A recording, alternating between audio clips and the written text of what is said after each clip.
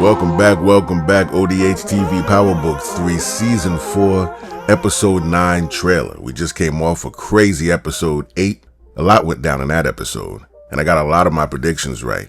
I was even able to predict that Lou was going to go and see Kenyatta at his bookstore, and how the conversation was going to go in this video here. But rather than run down a whole list of all the predictions I got right, and the 2 I got half wrong, you can check that out in this video here.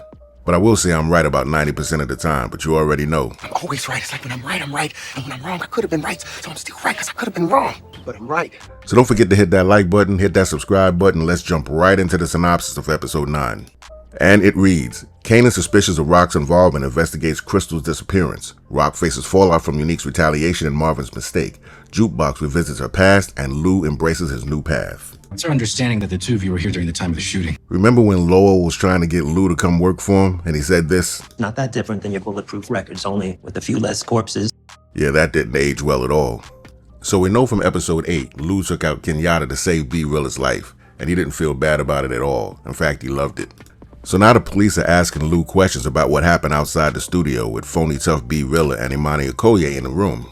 Now I don't think B Rilla will open his mouth, but Imani, she kind of makes me a little nervous because of the way she was asking Lou to open up in the last episode. She could have been just a concerned girlfriend trying to figure out how Lou was doing after his mom's passing, but just the way she asked the questions, just a little rubbed me the wrong way.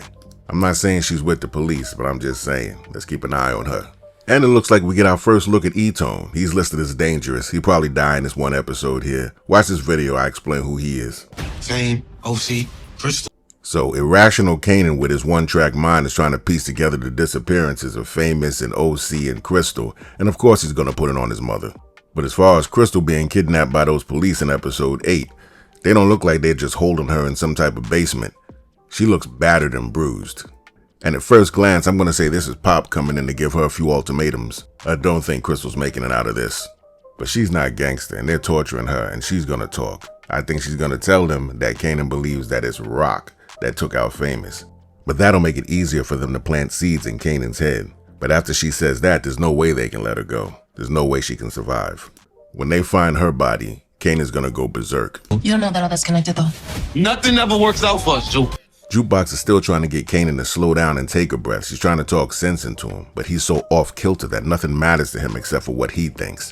Which is weird because he just told her that she's the only one that he trusts. And if that's the case, why not listen to her? Also, this here from an older trailer is part of this scene. Ain't with me, you against. So if this is true, same shirt, same room, Jukebox and Kanan are having a really bad disagreement. And here we have Detective Garcia probably getting ready to talk to Jukebox. And what's that thing in his hand he's showing her? It can't be his badge. He already showed her that. She knows who he is. He always wears his badge on his jacket anyway. But it looks like she's going to meet with Detective Garcia again because here's another one where she's wearing different clothing.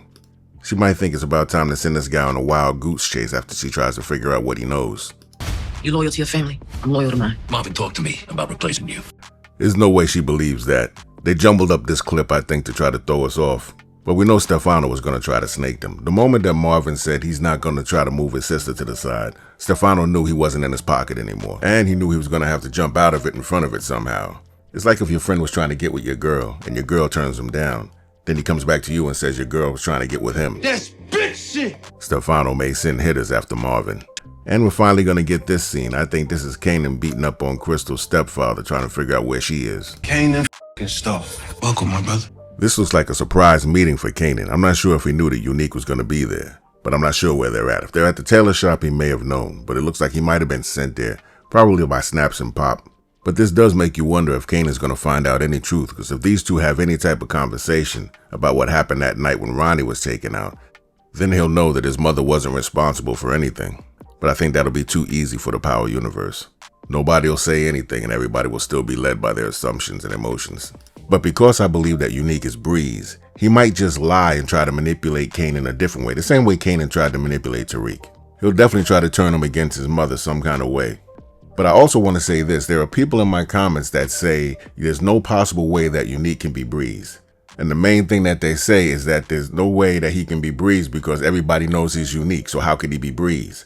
It's almost as if no one has watched OG Power. Everybody knew James St. Patrick. The police knew who James St. Patrick was, but nobody knew he was Ghost. It's the same thing. However, you may disagree, or you may agree. Let me know in the comments. But y'all got to keep it respectful to each other. There were 2 people in my comments going at each other crazy. I had to delete it. Just remember, in the grand scheme of things, it's just a TV show. And ain't none of y'all out there got to connect. So relax. Let me know in the comments what you think. I'll be back in the next one. Player to player, I mean. Games that you playing, I seen. The chance that I'm taking, I mean. These things that I'm saying, I'm sorry. I don't even know what I really need. I don't even know if you're feeling me.